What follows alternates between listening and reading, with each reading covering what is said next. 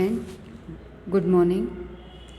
मैं आपकी Hindi teacher, Hindi medium की भाषा भारती पाठ 3 का आज अपन अध्ययन करेंगे।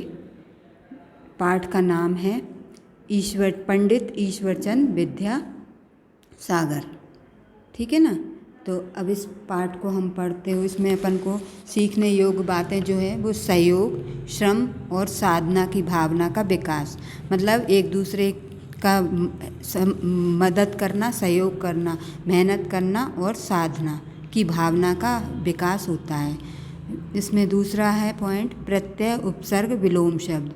इसके बाद अपन इस पाठ में से प्रत्यय, उपसर्ग और विलोम शब्दों का भी ज्ञान प्राप्त करेंगे। योजक चिन्ह का प्रयोग, तत्सम और तत्व शब्दों को भी हम सीखेंगे। ठीक है। अब मैं आज पाठ पढ़ना शुरू करती हूँ। आप लोग अपनी बुक खोलकर पढ़िए, मैं पढ़ूँगी और आप देखिए, समझिए। तो पाठ शुरू करते हैं।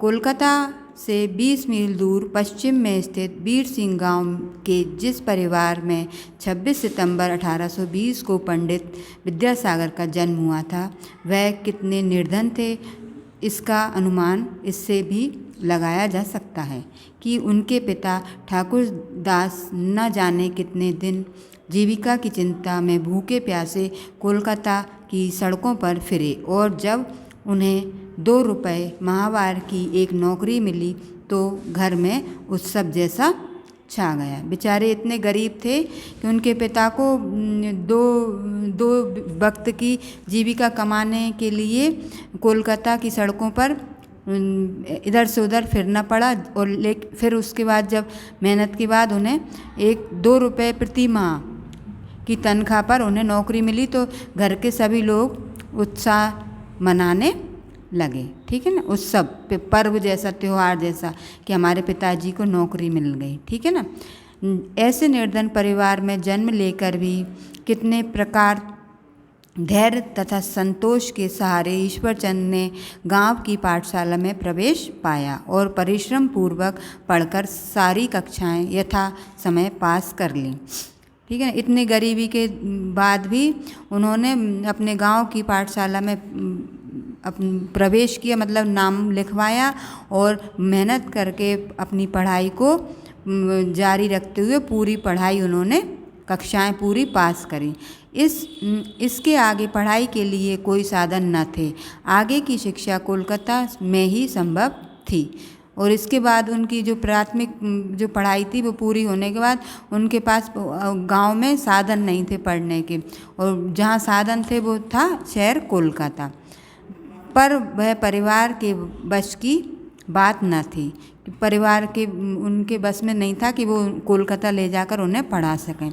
श्री ठाकुरदास की यह कसक उन्हें कोलकाता में ईश्वरचंद की शिक्षा के लिए अवसर खोजते रहने की प्रेरणा देती रही।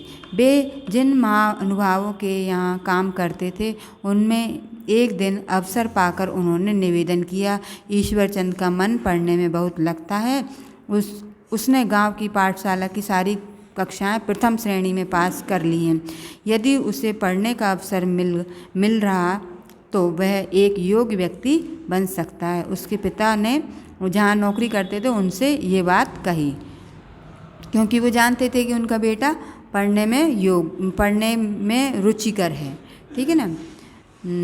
मेरा अपना जो कुछ बनना था वह तो मैं बन चुका, किंतु यह अवश्य चाहता हूँ कि ईश्वर चंद कुछ पढ़ लिख कर योग बन सके। मेरा निवेदन है कि आप इस संबंध में मेरी कुछ सहायता करें, जिसके उपलक्ष्य में मुझसे कोई अतिरिक्त काम भी ले सकते हैं। मालिक जो थे उन्होंने जग दुर्लभ सिंह ने ठाकुरदास में पुत्र की प्रगति के लिए एक सच्चे पिता की पीड़ा देखी। उन्होंने एक अच्छे मनुष्य के नाते सहायता करने का वचन दिया और बच्चे को देखने की बात कही। श्री ठाकुरदास तुरंत गांव गए और ईश्वरचंद को लेकर कोलकाता चल दिए। अब अपन पेज पलटेंगे। अगला पेज। 20 मील की दूरी थी और सवारी का कोई साधन नहीं था। पिता पुत्र उस लंबी यात्रा पर पैदल ही चल पड़े। उस समय ईश्वरचंद की आयु लगभग 8 वर्ष की थी। ठाकुरदास जानते थे कि 20 मील की पैदल यात्रा उसके लिए कठिन थी और गोद में लेकर भी चला नहीं जा सकता था। निदान स्वरूप उन्होंने उसे बहलाए रखने के लिए शिक्षा की उपयोगिता तथा उसकी प्रगति के उपायों पर बातें करना प्रारंभ कर दिया। साथ ही वे उसे उत्साहित करने के लिए मील के पत्थरों पर लिखे अंक दिखला कर यह भी कहते चले कि हम लोगों ने इतना मार्ग पूरा तय कर लिया है, कोलकाता केवल अब इतने मील दूर रह गया है। ईश्वरचंद बड़े ध्यान से पिता की बातें सुनता रहा और मील के पत्थरों पर लिखे अंग्रेजी अंक देखता और हृदय गमन करता चला गया। ठीक है।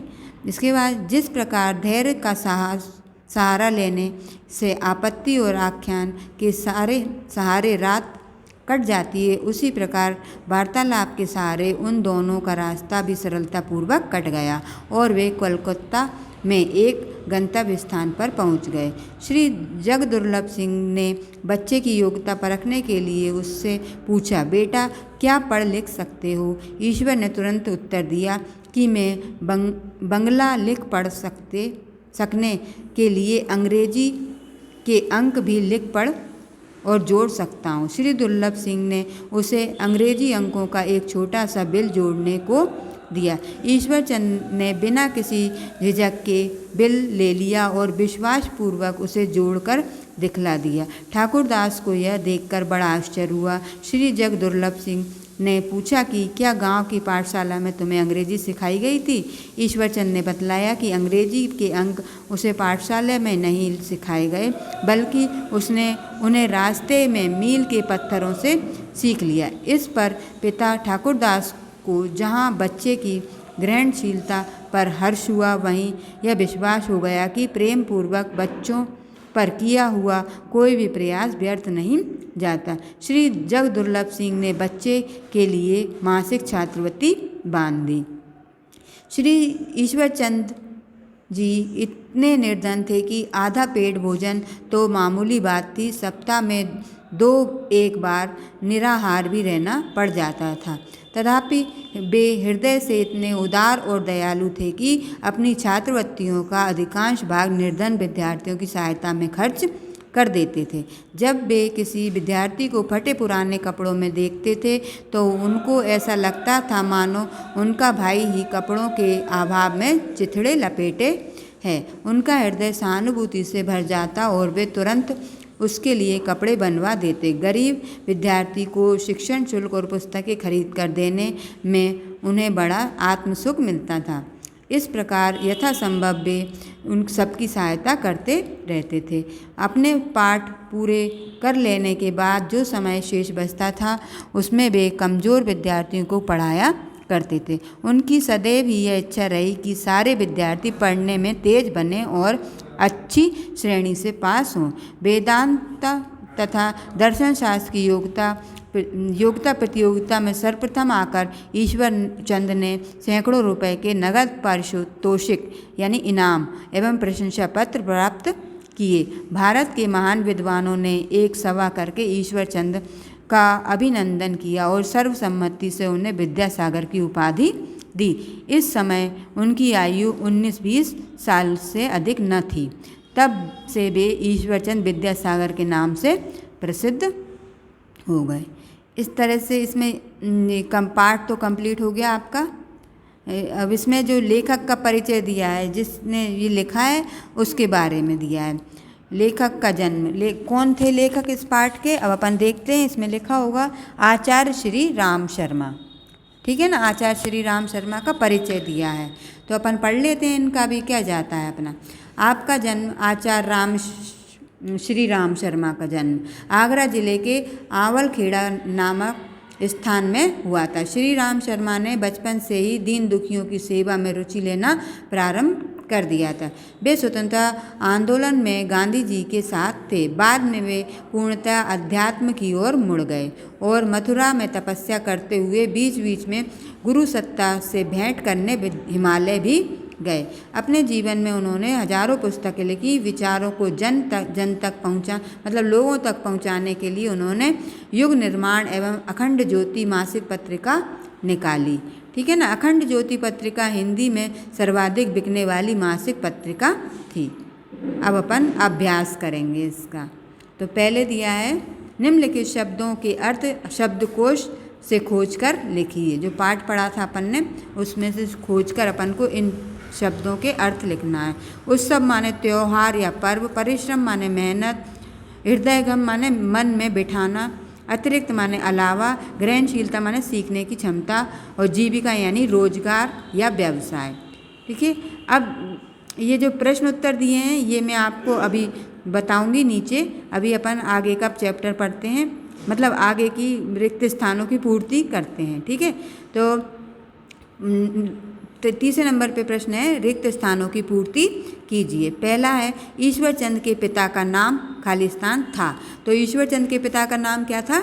ठाकुरदास। अपन इसमें इस खाली स्थान को ठाकुरदास लिखकर पूरा करते हैं। दूसरा खाली स्थान है धैर्य का सहारा लेने से खाली स्थान और आख्यान के सहारे खाली स्थान कट जाती है।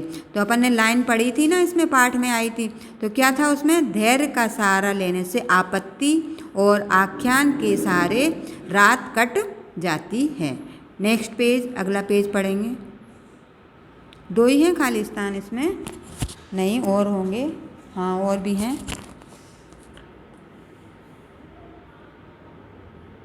अरे सर ने क्या किया है? इसके बाद क्या है आपका?